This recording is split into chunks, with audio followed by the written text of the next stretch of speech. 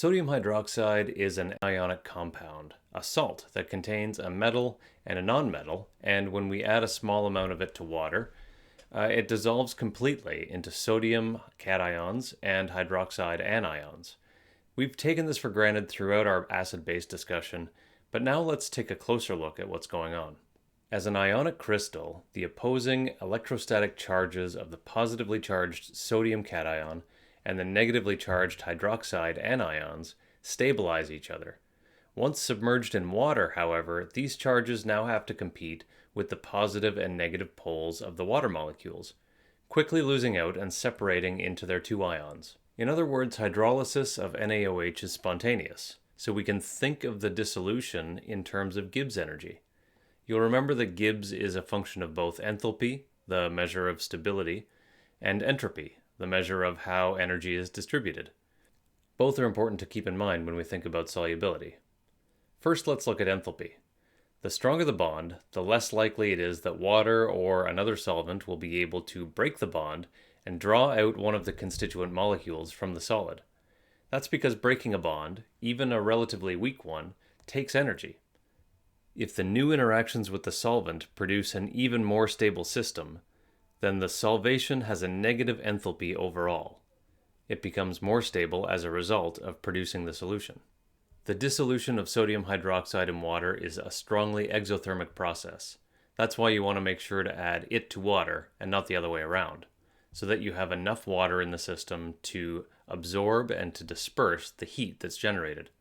Salts aren't the only materials that are exothermically and spontaneously soluble.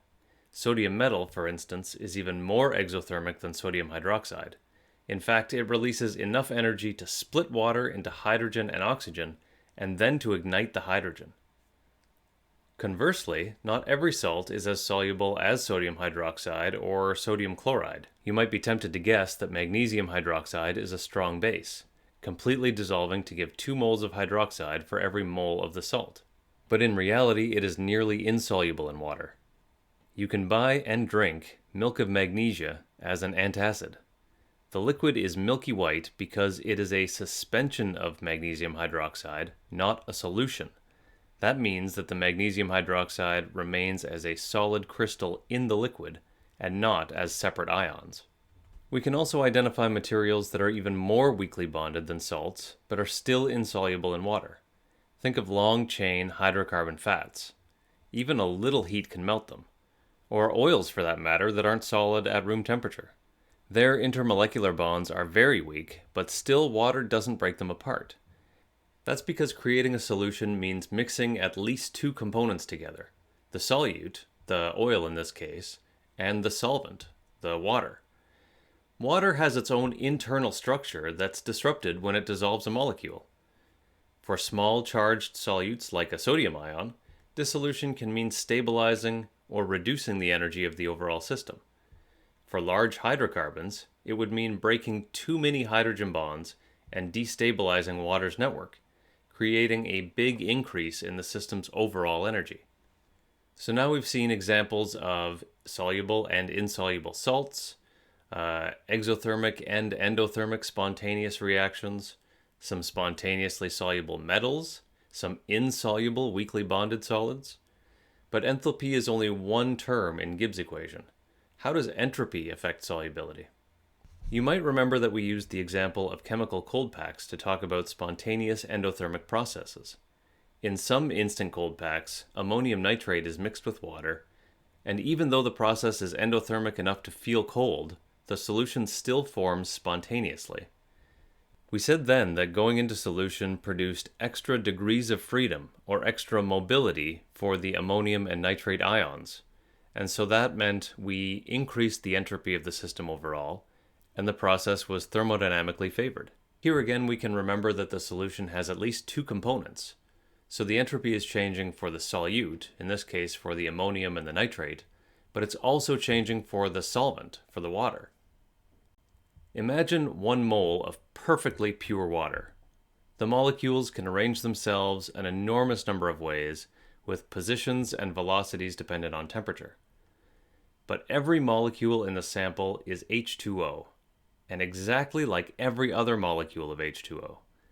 So we know that if we pick out one molecule at random, we have a 100% chance of getting water.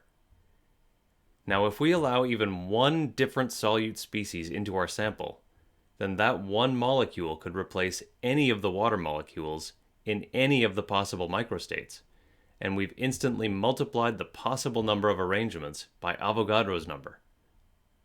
Since entropy is related to the number of possible arrangements, adding even a few solute molecules to the solution leads to a huge increase in entropy. That's why water spontaneously dissociates into hydroxide and hydronium ions, even though the reverse reaction is heavily favored. The entropy gain is enough to overcome the energy barrier. That's also why we'll be talking about the solubility of supposedly insoluble materials. For example, earlier I said that magnesium hydroxide is insoluble in water, when in fact it is slightly soluble, thanks to the entropy. We'll be doing some calculations with magnesium hydroxide in the next video. The final factor in Gibbs' equation is temperature. And even if everything else stayed exactly the same, we could still see that solubility could go up or down based on the strength of the bonds that water needs to break, the stability of the solute's interactions with water, and the changes in entropy for both the solute and for the solvent. For a lot of things, higher temperatures relate to higher solubility. That's why they recommend using cold water in your kettle, for example. Cold water contains fewer dissolved calcium and bicarbonate ions, so there's less calcium bicarbonate to build up on the element. But if warm water increases the solubility of minerals, then how is it that boiling the water can cause the minerals to form, to come out of solution, and build up on the kettle's element? It's because the spontaneity of other possible reactions also changes with temperature. So for example, while increasing the water temperature increases the solubility of calcium and bicarbonate, further heating favors the reaction of calcium ions and 2 bicarbonate ions into carbon dioxide, calcium carbonate, and water. And calcium carbonate is much less soluble than calcium bicarbonate. And so it precipitates out of the solution, building up on the hottest part of the element. So when we talk about equilibrium between solids and solutions, we have to say at what temperature, because it is an important factor. You can see how changing the temperature can quickly complicate equilibria and make the reactions much more complex.